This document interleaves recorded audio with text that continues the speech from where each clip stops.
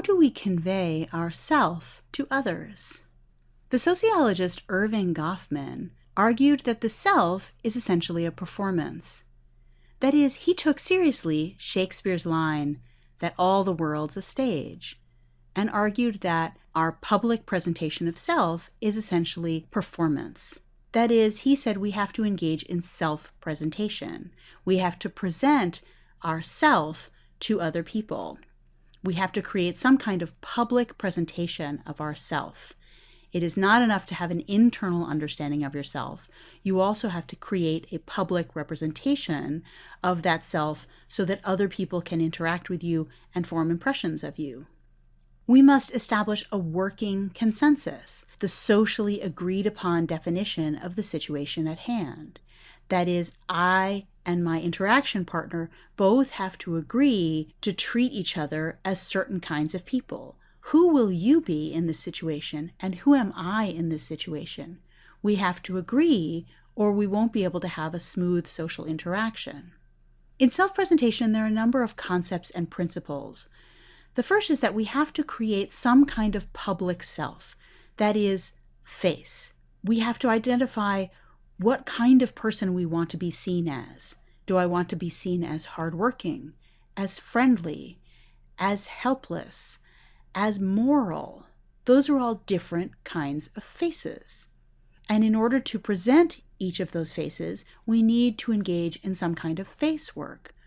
That is, we need to engage in behaviors or other kinds of public presentations of that face so that it is conveyed to the other person.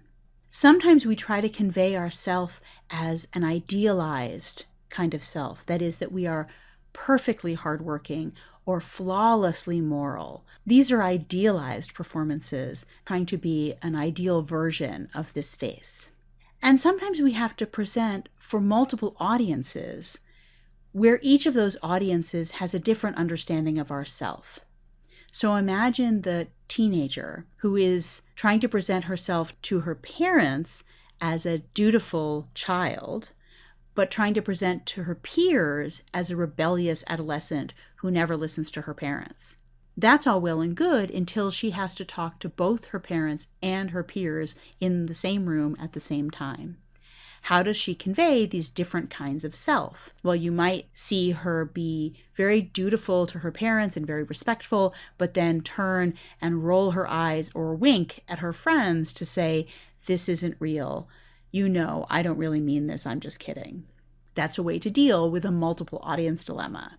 We try to present this sense of self in what Goffman calls the front stage area. This is the performance area. So this is where you are presenting yourself and interacting with your interaction partner.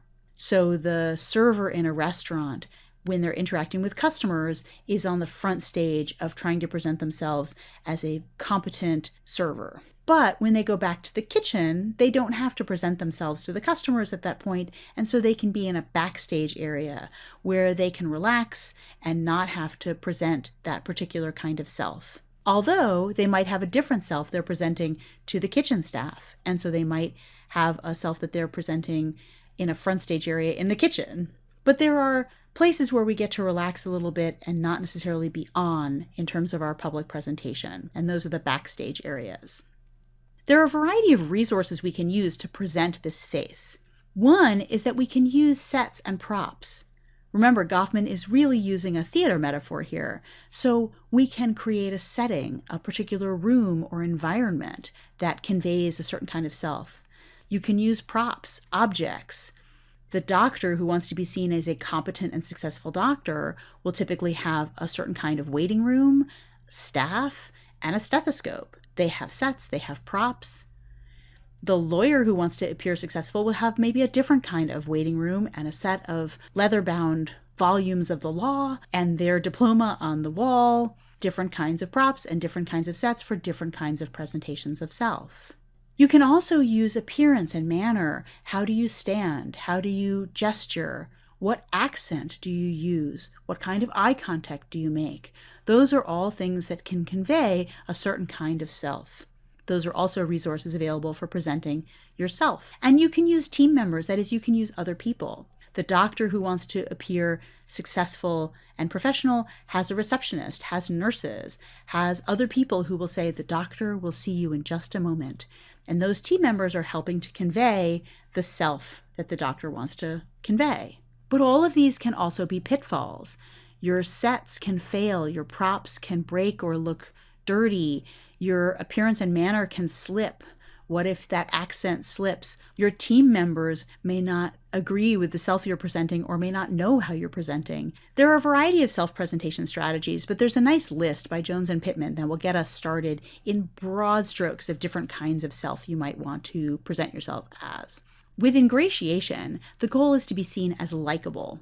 You want to be seen as a likable kind of person. And the techniques you can use are to flatter the other person and agree with them. Hey, have you been working out? You look great. You made such a good point in class the other day. That was terrific. These are ways to be seen as likable.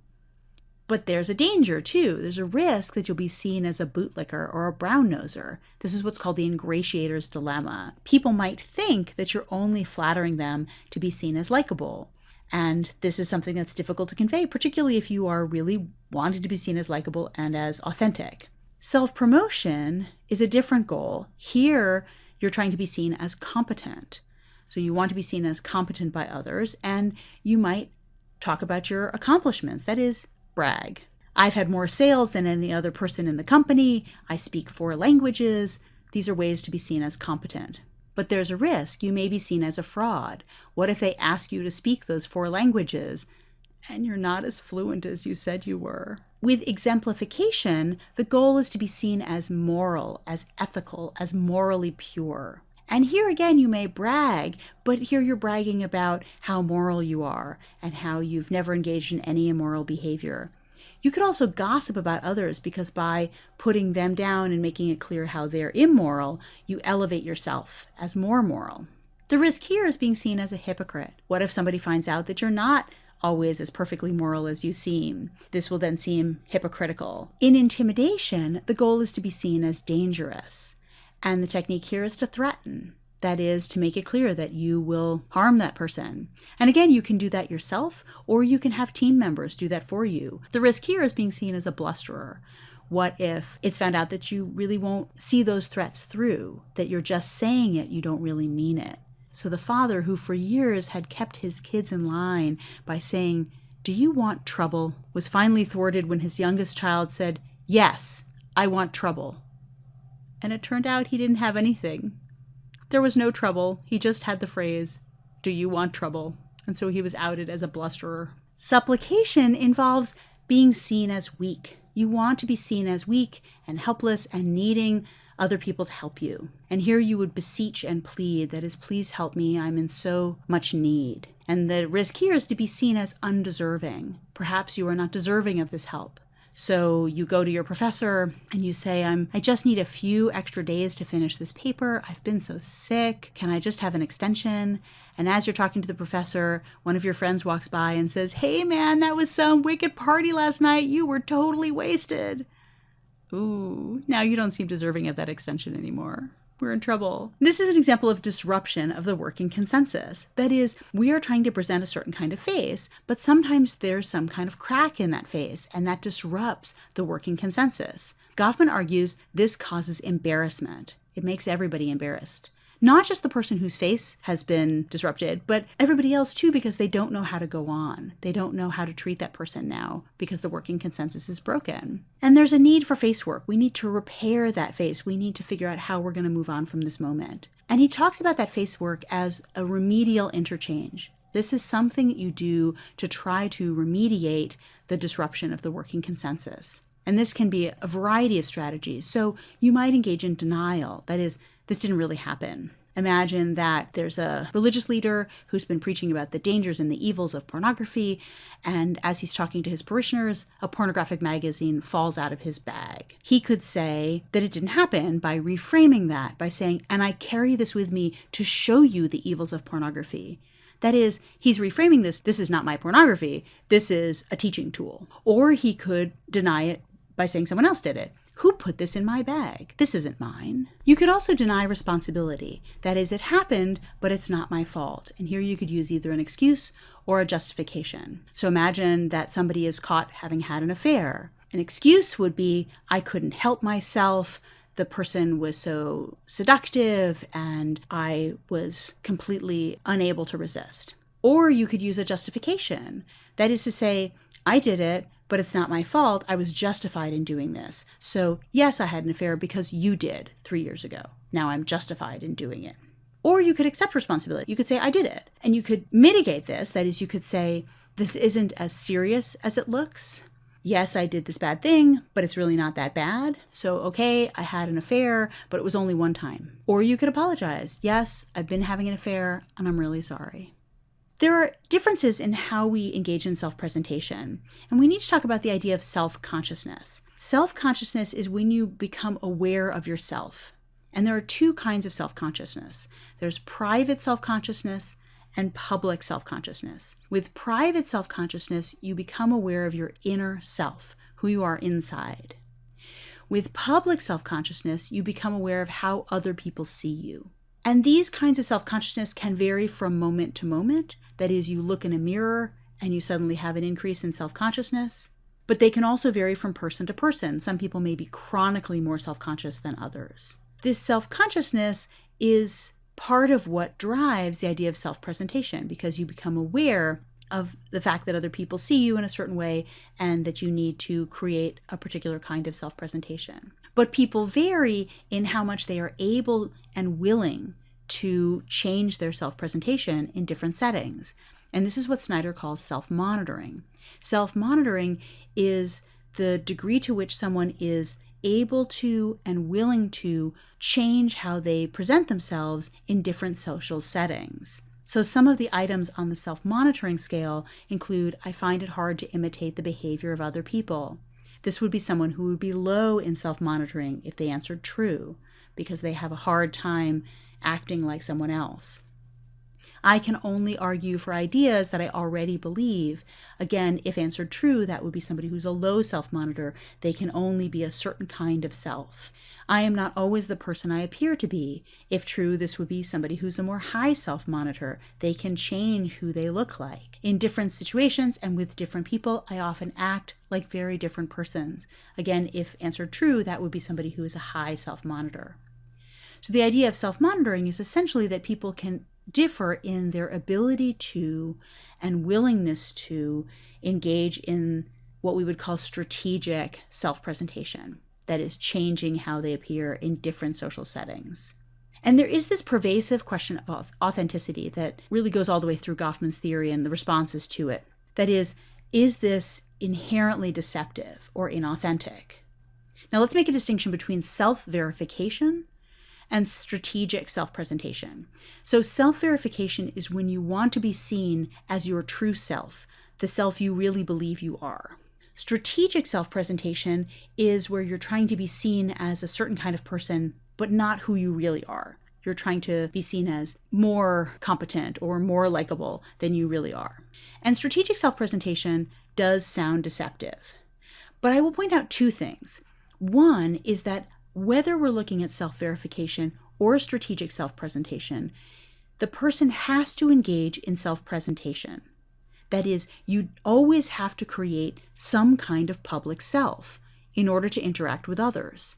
Goffman argues that the only time you aren't engaging in self-presentation is when you're sitting on the couch by yourself on some lazy Sunday morning. That is, we are always presenting a public self, whether you are doing it in a carefully considered way or whether you're doing it in a less considered way, you are still presenting a public self at all times. But we still have this question of whether strategic self-presentation or self-presentation in general is inherently deceptive or inauthentic. And the second point I'll raise is that this is sometimes a difficult question because we often have different motives and different types of self, and it's hard to know who we need to be authentic to. So imagine that you're sitting with a friend, somebody you really care about, and your friend turns to you and says, "Do you think my face is ugly?" And let's imagine that you really do think your friend's face is ugly, really, really ugly. What is the authentic, honest thing to say? You could say, I think your face is ugly, and then you are being honest to your opinion about your friend's face, but you are being dishonest to the fact that you care about your friend and don't want to hurt them. Or you could say to your friend, no, your face is not ugly, in which case you're lying about your opinion about their face, but you're being authentic to your caring for them as a friend. I'm not saying all situations are this complicated, but what I am saying is the fact is, and this is what Goffman brings up, is that the self is social. The self is something that we're presenting to others. And the self is also multiple. We have different versions of ourself. And it's hard to know what constitutes authenticity if we have different kinds of self. Who are we being authentic to? And the third theme here is that the self really must be constructed and maintained. Again, we're seeing that the self doesn't just fall out of you. It's something that has to be created and maintained. And you may be thinking about that very carefully, or you may not be thinking about that very carefully. But at some level, you are creating and maintaining a public sense of self. So as you think about Goffman's theory, think about how you interact with others. Are you a high self-monitor? Are you a low self-monitor? What kind of strategies and tools are you using to present yourself? Whether your self is your authentic self, who you really believe you are, self-verification, or whether it's strategic self-presentation. What are some of the strategies you're using, and how do you navigate some of the potential pitfalls? Thanks for watching.